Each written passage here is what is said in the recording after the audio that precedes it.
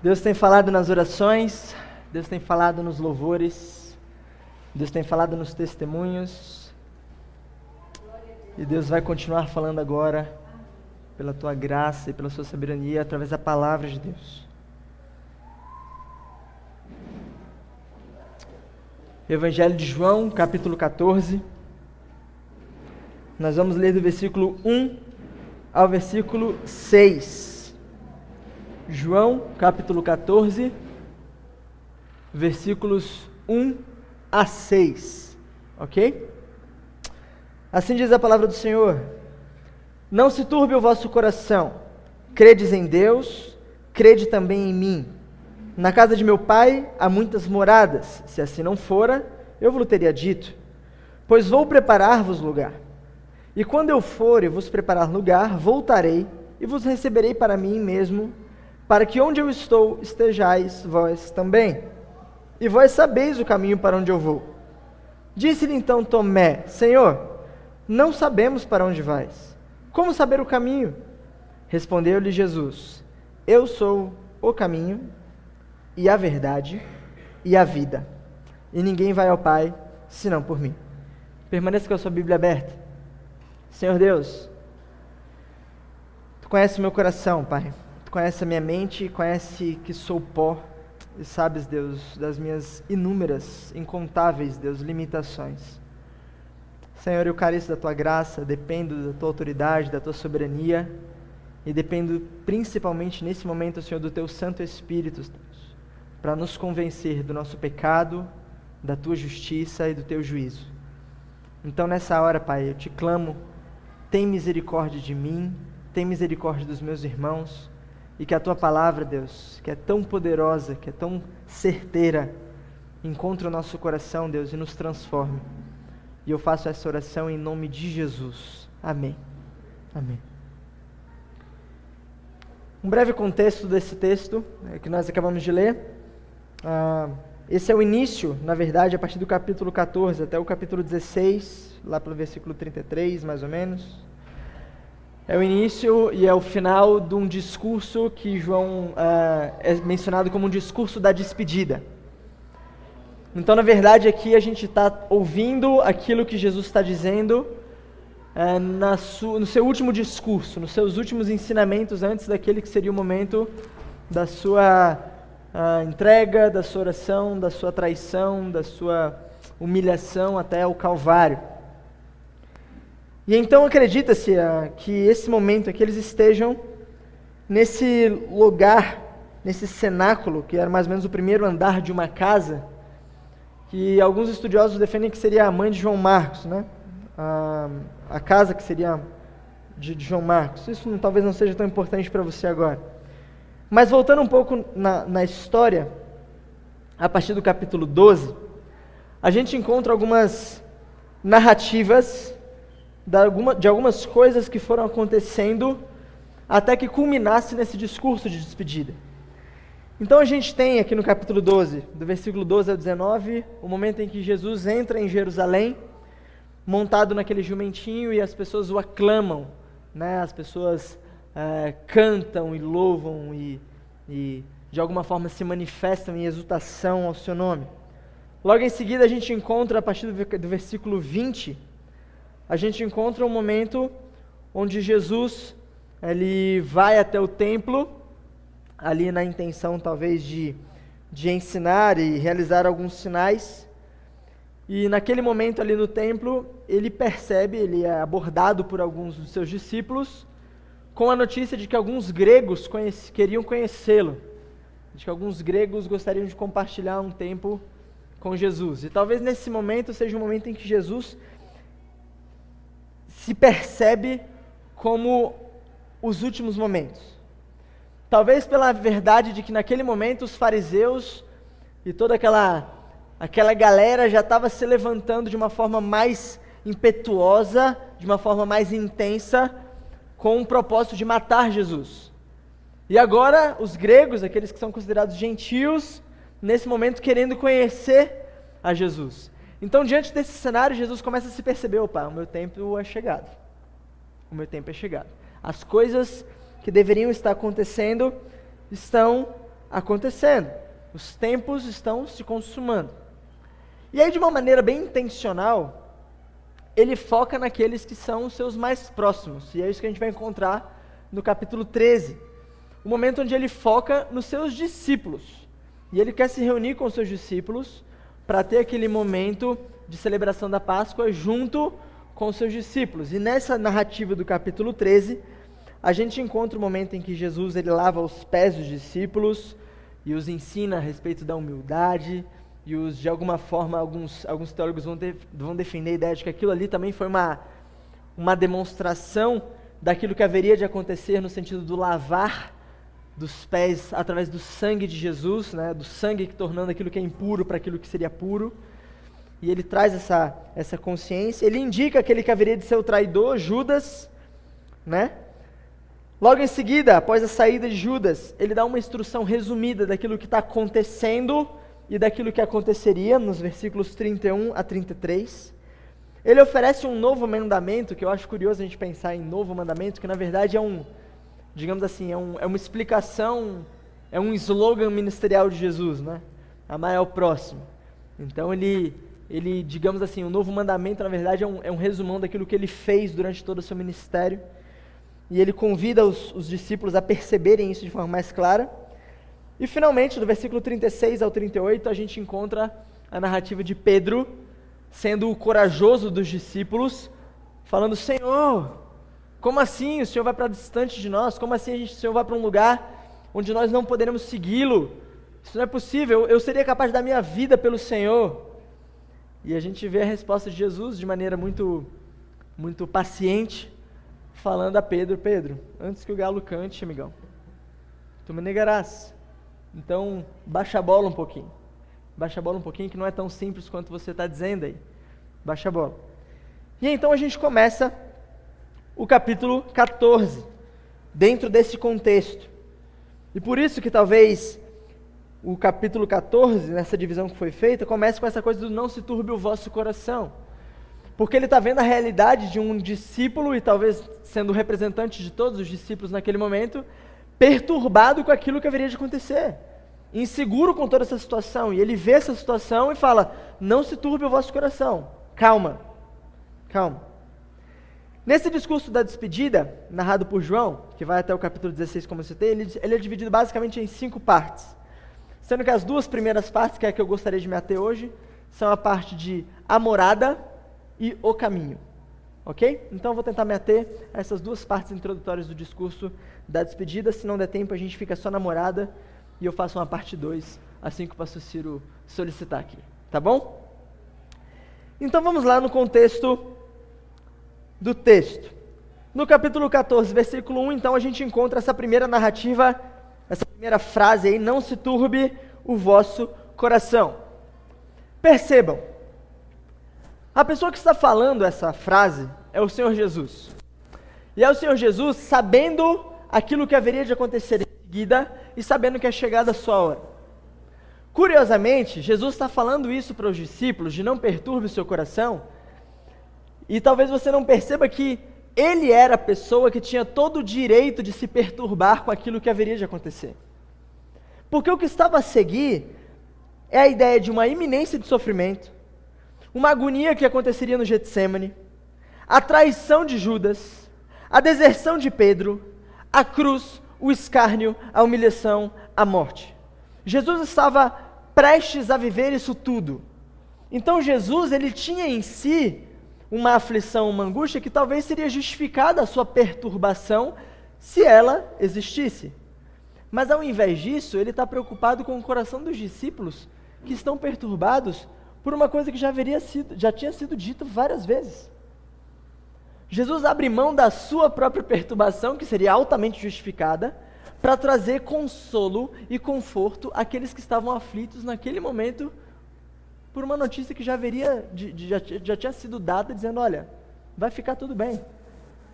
E ele olha para Pedro com um olhar, imagino eu, de muita paz e de muita paciência, talvez como aquele pai que olha para um filho que fica desesperado porque talvez ele tenha perdido o filme da sessão da tarde.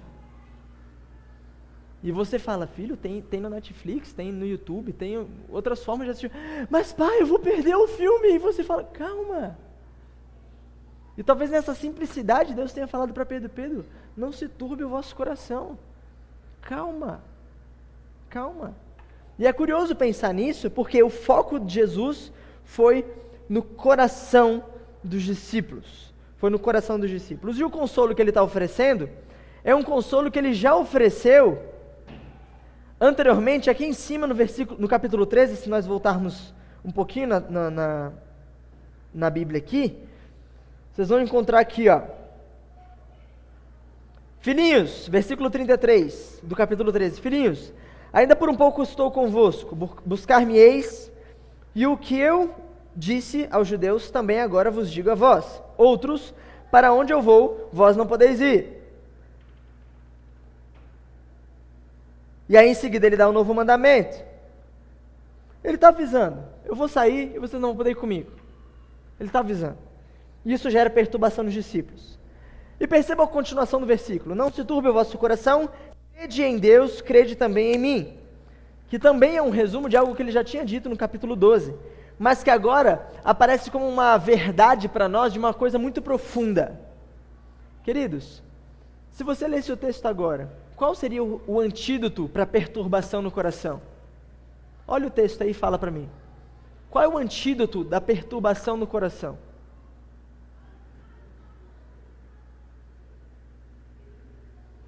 Está escrito, crê em Deus, crê também em mim. Não se turbe o vosso coração, crede em Deus e crede também em mim. O antídoto, um remédio para um coração perturbado, é crer em Deus. É crer em Deus. E a Eliette exemplificou muito bem isso aqui há pouco, quando ela contou o testemunho dela, falando, olha, a gente passa por aflições, a gente passa por dificuldades, a gente passa por lutas, coisas que nos trazem perturbações profundas.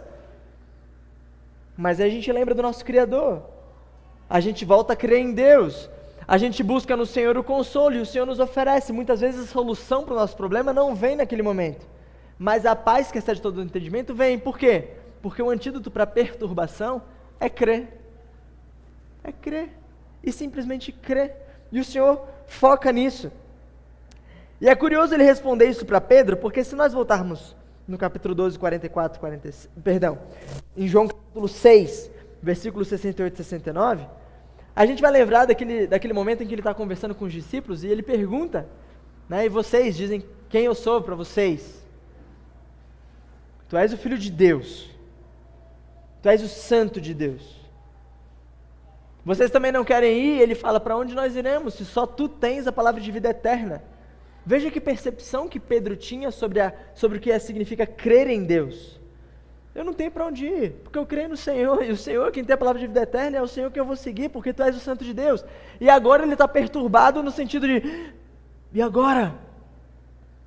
Parece que por um instante ele esqueceu tudo aquilo que ele havia dito há pouco tempo atrás. Ele se esqueceu quem é aquele que tem as palavras de vida eterna. E então Jesus, de forma paciente, de forma amorosa, fala, não se turbe o vosso coração, crede em Deus, crede também em mim. E é curiosa a relação que ele faz entre Deus e mim, porque em todo o texto, desde o capítulo 13, ele vai fazendo relações de aquilo que foi, né, demonstrado em Deus, é demonstrado também em mim, aquele que crê em Deus, crê em mim, aquele que vê Deus, vê a mim, e ele vai criando essa relação o tempo inteiro. E aí vem o versículo 2, na casa de meu pai há muitas moradas. E eu queria dar ênfase a duas palavras aqui no original, o termo, né, casa de meu pai e moradas.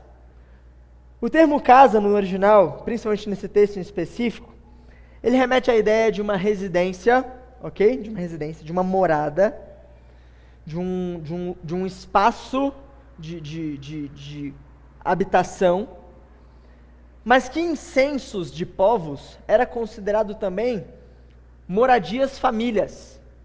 Sabe aquela coisa de, tá vindo a casa do pastor Ciro, a casa do Samuel, e nós contabilizamos as pessoas de acordo com a quantidade de pessoas que moram naquela casa, no sentido de família.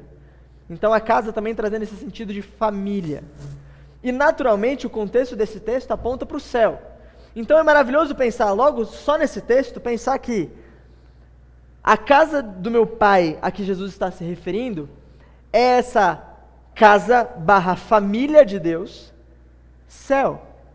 E quando ele fala a casa de meu pai para nós, ele está fazendo um convite à ideia de que seria família de Deus, céu. Um lugar de habitação como família. Eu não sei quantos dos irmãos já tentaram imaginar sobre o céu. E a gente gosta de... Bom, eu particularmente gosto muito de imaginar o céu. Imaginar as possibilidades, imaginar... Bom, eu me esforço em forçar o versículo que diz que nem a mente humana é capaz de discernir, né? Então eu imagino as coisas mais absurdas possíveis para imaginar que ainda é mais. Né? Para imaginar que ainda é mais. Que a minha compreensão não consegue pensar nisso. E muitas vezes, a nossa tendência é imaginar o céu como um minha casa, minha vida. Várias casinhas. Né? Vamos cada um lá, vai ter sua casinha, a gente vai chegar lá e vai poder decorar a nossa casinha do nosso jeito. E vai ter lá eu oro para, né, ser vizinho dos irmãos que eu gosto, então eu quero ser vizinho do Davi, do Samuel, do Tiago ali, os irmãos que eu não gosto muito podem morar mais longe, né? E a gente tem essa visão de que o céu é esse condomínio, essa coisa assim. Mas quando a gente começa a analisar o texto com esse termo casa e com o termo morada, que traz a ideia de local de permanência, de habitação, de cômodo, de aposento, a gente começa a perceber que quando Jesus fala, a casa de meu pai há muitas moradas, ele está tendencioso a dizer que na mansão do meu pai há muitos quartos. É diferente de no condomínio do meu Deus tem muitas casas. É a ideia de, na casa do meu pai, que é uma habitação familiar, cuja agora vocês não são mais escravos, mas filhos de Deus, vocês vão fazer parte da família de Deus e vão morar dentro da casa de Deus, onde há muitos quartos. Esse é o conceito de, na casa de meu pai há muitas moradas. Essa é a ideia de, na casa do meu Deus, o meu pai, minha família vai morar junta e vai ser aquela bagunça santa. Aqueles meninos invadindo o quarto do outro, pulando na cama do outro, e é isso aí. E isso tem muito mais cara de céu para mim. Até porque a gente é tentado a imaginar, se o céu fosse um condomínio, tentado a imaginar essa ideia de, eu quero morar mais perto de Jesus, né? Eu quero que a minha casa seja mais colada de Jesus. Mas é muito mais legal pensar, peraí, eu moro com Jesus. Eu moro com Deus. Fazemos parte de uma mesma família, de uma mesma morada. E isso é algo que deve nos motivar no sentido de eternidade, de céu. Quando pensarmos em céu, pensemos em, na casa do meu pai, há muitos quartos, há muitos cômodos, e nós vamos viver juntos. Glória a Deus por isso, glória a Deus por isso. Existem duas linhas de raciocínio dentro da hermenêutica bíblica que vão discordar um pouco dessa interpretação da casa de meu pai, quando é citado nesse texto, como céu. Mas eu discordo delas pelo contexto que eu acabei de apresentar para vocês, mas eu gostaria de citar algumas delas. Duas delas principais dizem que a casa do meu pai é o templo, mas aquele templo que haveria de ser reedificado em 3 dias, né? A ideia da igreja do Senhor, a ideia da igreja do Senhor. Isso porque lá em João 2,16, a gente vê o momento em que Jesus, ele tem aquela discussão com os vendedores no templo e ele fala, a casa do meu pai será chamada casa de oração. E se referindo àquele lugar, aquele espaço como sendo a casa do pai.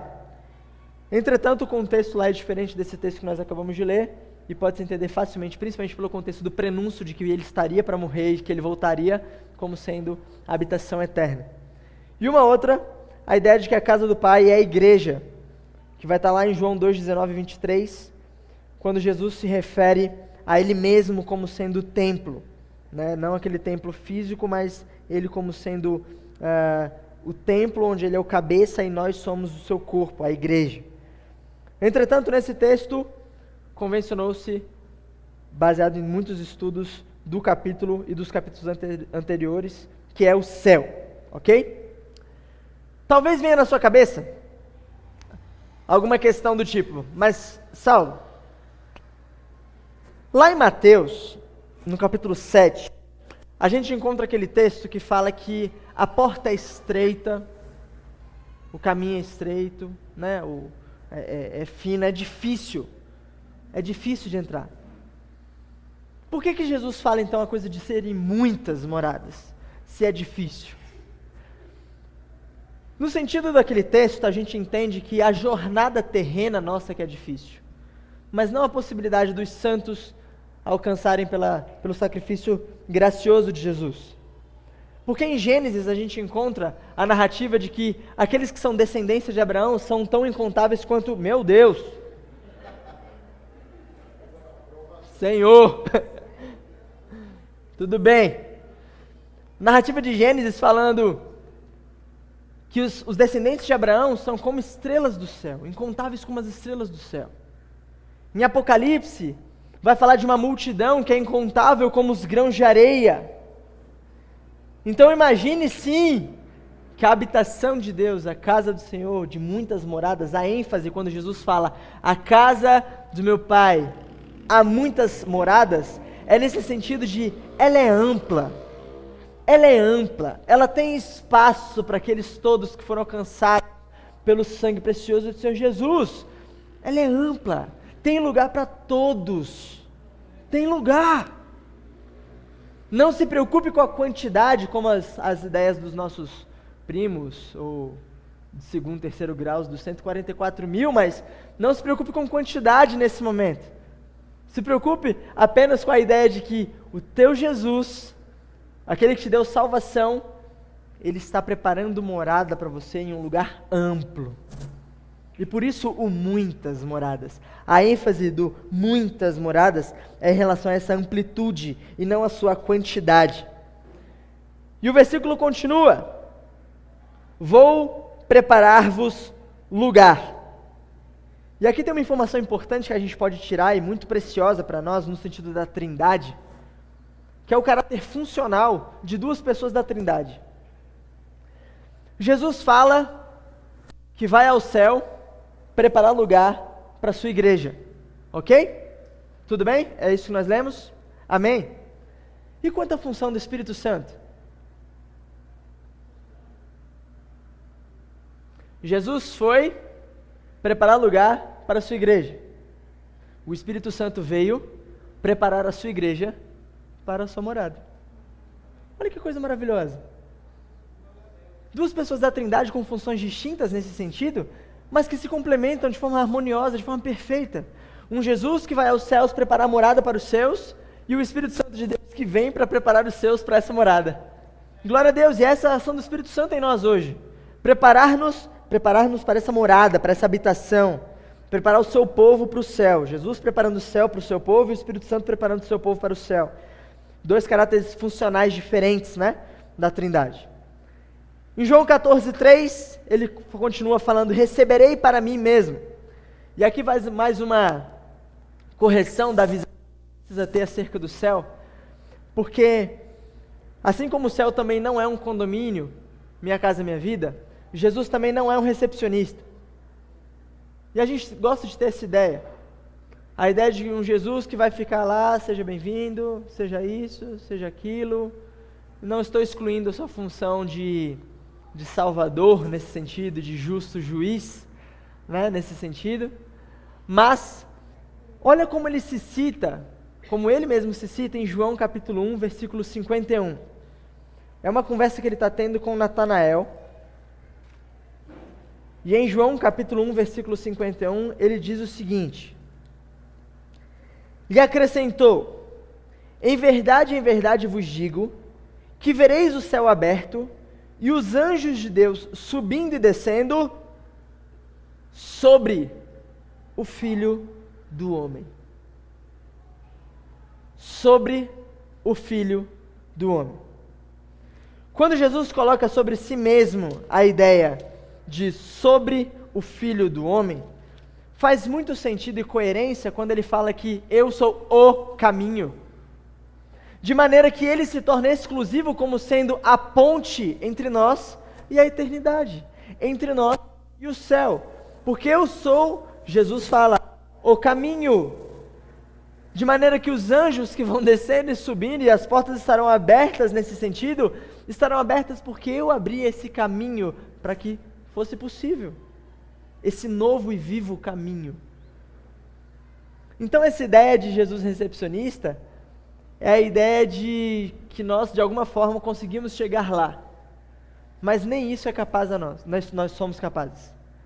Até para chegar lá, é necessário que Jesus se faça o caminho até lá. Até para isso. Até para isso. Então essa visão de Jesus recepcionista precisa ser trocada por uma ideia de um Jesus escada, de um Jesus ponte, de um Jesus caminho, de maneira que ele conduz o seu povo até o céu por ele mesmo. Da mesma forma que nós precisamos passar pelo fogo para de milho virar pipoca, nós precisamos passar por Jesus para chegar até o céu. Não existe outro caminho. Não existe vitória pessoal e graça de Deus tem a ver com isso. E lá no versículo 4 do capítulo 14, ele fala: e vós sabeis o caminho para onde vou. A Bíblia Genebra, se eu não me engano, eu não lembro se foi a Genebra ou a do NVI, que ela colocou assim: esta foi uma afirmação intencional para provocar a pergunta de Tomé. Essa foi uma pergunta intencional para fazer com que todos aqueles discípulos, incluindo Tomé, que foi aquele que fez a pergunta, tirassem a sua cosmovisão terrena limitada para uma cosmovisão ampla, eterna, perfeita e verdadeira em Jesus. Percebam como isso vai acontecer em seguida. Queridos, deixa eu abrir um parênteses rápido aqui. Logo a gente vai chegar na conclusão. Por que a gente precisa falar de céu? Por que nós cristãos precisamos falar de céu? Por algumas razões. A primeira delas é que a pós-modernidade e o relativismo tornou toda a cosmovisão cristã uma bagunça. Uma bagunça. Você passar por algumas igrejas, por lugares ricos, pobres, distantes, próximos, seja lá onde for, você vai ver coisas terríveis sendo ditas no sentido de serem absurdamente distantes das escrituras sagradas. Todo o evangelho parece que agora se adaptou a uma adoração ao homem, e a gente mascara isso de fé evangélica, na real. A gente coloca o homem no centro das coisas, e todo um Deus, e toda uma trindade, e todo um corpo eclesiástico, pastoral, como serviçais das suas necessidades, dos seus anseios e das suas vontades. Vontades terrenas, ok? E isso se tornou tão absurdo, mas tão absurdo, que até o conceito de eternidade está sendo deturpado. Até o conceito de céu está sendo bagunçado. A gente perdeu a noção de um céu que é a nossa pátria celestial e que aqui somos como peregrinos, como forasteiros. A gente perdeu essa noção de transitório nesse mundo. De alguma forma a gente tem se apegado às coisas e tem abraçado as coisas desse mundo como se nós fôssemos viver a eternidade aqui. E aí mora o problema.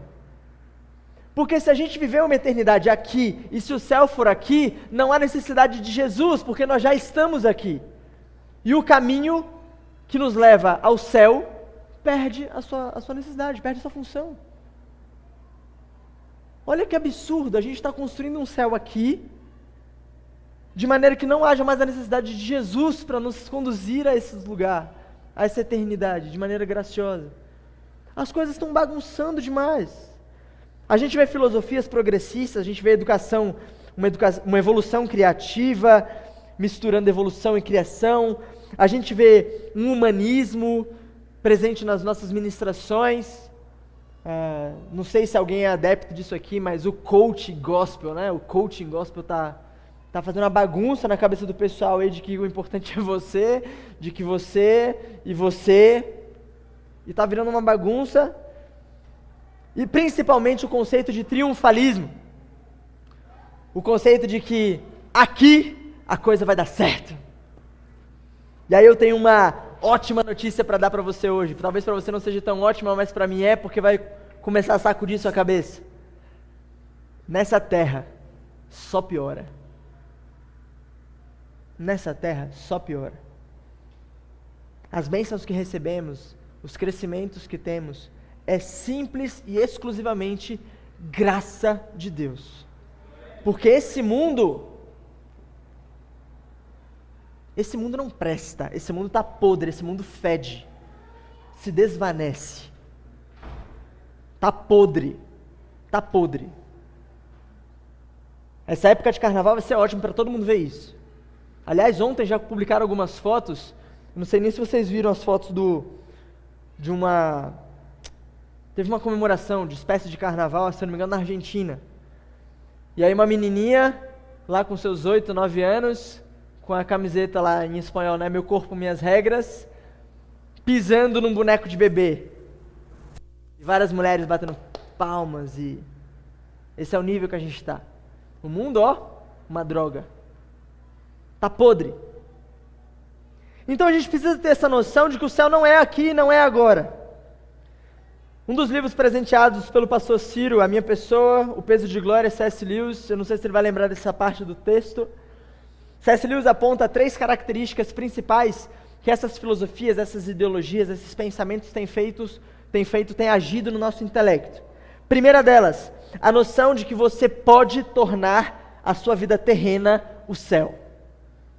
Então eles tentam te convencer disso, de que aqui você consegue viver o céu. Aqui você vai conseguir viver tudo, plenamente, perfeitamente, maravilhosamente. E quando você começa a acreditar nisso, eles introduzem o segundo passo na sua mentalidade. Que você pode construir isso, mas isso é um pouco distante e vai dar um pouco de trabalho. Fazendo com que você pare de desejar a vinda de Jesus, por quê? Porque a sua vontade é conseguir alcançar isso que está mais ali na frente. Então você para de desejar a vinda de Jesus, a volta de Jesus, por quê? Porque já que o céu pode ser aqui, e é um pouquinho mais ali na frente, eu quero viver tempo suficiente para isso. É a ideia de, Jesus não volta agora porque eu quero me casar. Jesus, eu não volto agora porque eu estou quase quitando a minha casa própria. Jesus, não volta agora porque eu vou ser promovido na próxima semana. E a gente começa a criar coisas como se fosse possível viver o céu nessa terra. E não dá. Não dá. O nosso anseio precisa ser na nossa pátria celestial. E aí existe um terceiro e último passo, que esse é o mais mesquinho, na minha opinião. Eles usam de essas filosofias, elas usam de todas as palavras cultas, de todas as capacidades eloquentes, de todas as suas retóricas disponíveis na argumentação, para afastar você dos pensamentos de que você pode morrer a qualquer hora. Para construir em você a noção de eternidade. Para construir em você a noção, eternidade não, de imortalidade. Eles afastam de você a possibilidade de que você pode chegar, tropeçar daquela escada e... Por quê? Porque se você lida com os pensamentos da possibilidade da morte para essa vida, os pensamentos de eternidade e de glória são constantes. Basta perguntar a um cristão que está com uma expectativa de vida baixa. Ele não vai falar da próxima Olimpíada. Ele não está preocupado se o Bolsonaro vai exercer um bom governo. Ele não está preocupado com essas coisas. Ele está preocupado em como ele vai ser recebido. Na glória, no céu. Pensamentos no alto. Então a verdade é que o céu não é aqui e nem é agora. E eu vou concluir falando desses textos para vocês, olha só. Olha o que a Bíblia fala sobre a nossa perspectiva da terra e a nossa perspectiva do céu. João 16:33, no mundo tereis aflições. Romanos 12:2, não vos conformeis com o mundo. Mateus 6:19, não ajunteis tesouro na terra. Colossenses 3:1, buscai as coisas do alto. 1 Pedro 2:11, vivam como estrangeiros e peregrinos. Filipenses 3:20, nossa pátria está nos céus. E o último texto eu queria que você abrisse comigo, Hebreus 11, Galeria dos Heróis da Fé, a partir do versículo 13. Hebreus 11, a partir do versículo 13. Assim diz a palavra do Senhor: Todos estes, se referindo aos heróis da fé que foram acabados de ser citados, morreram na fé sem ter obtido as promessas, vendo-as, porém, de longe e saudando-as e confessando que eram estrangeiros e peregrinos sobre a terra. Porque os que falam desse modo manifestam estar procurando uma pátria, e se, na verdade, se lembrassem daquela de onde saíram, teriam oportunidade de voltar. Mas agora aspiram a uma pátria superior, isto é, celestial. Por isso, Deus não se envergonha deles de ser chamado o seu Deus, porquanto lhes preparou uma cidade. Percebam o que esse texto está falando. Os heróis da fé, que receberam promessas de Deus, morreram sem ter recebido as promessas, e não se chatearam com isso, porque receberam aquilo que é muito maior do que qualquer promessa.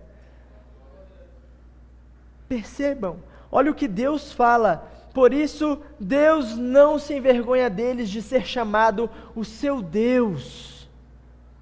Que coisa maravilhosa, queridos. Que coisa maravilhosa. Eu vou parar aqui.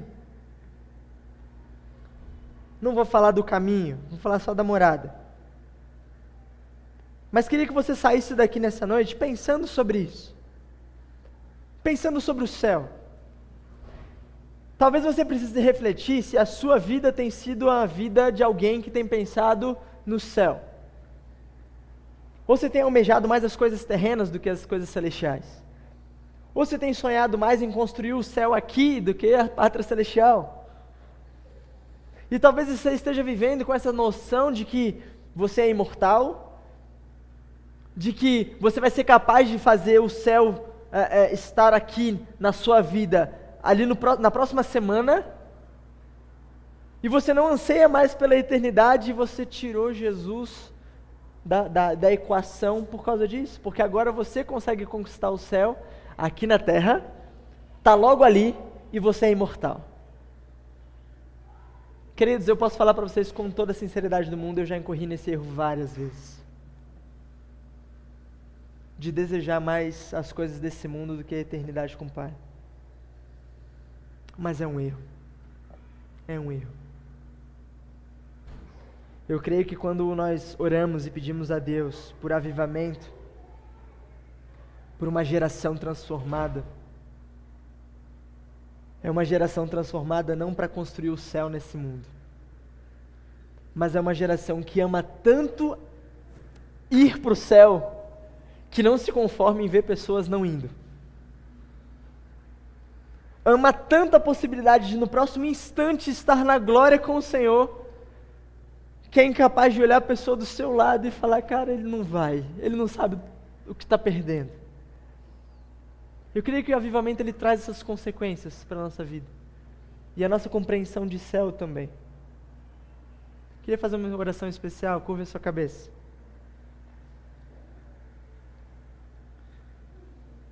Talvez você seja essa pessoa que eu acabei de citar, que percebeu que a sua jornada nesse mundo tem se tornado mais importante do que a sua jornada rumo à eternidade, rumo ao céu, onde Jesus é o caminho, o novo e vivo caminho.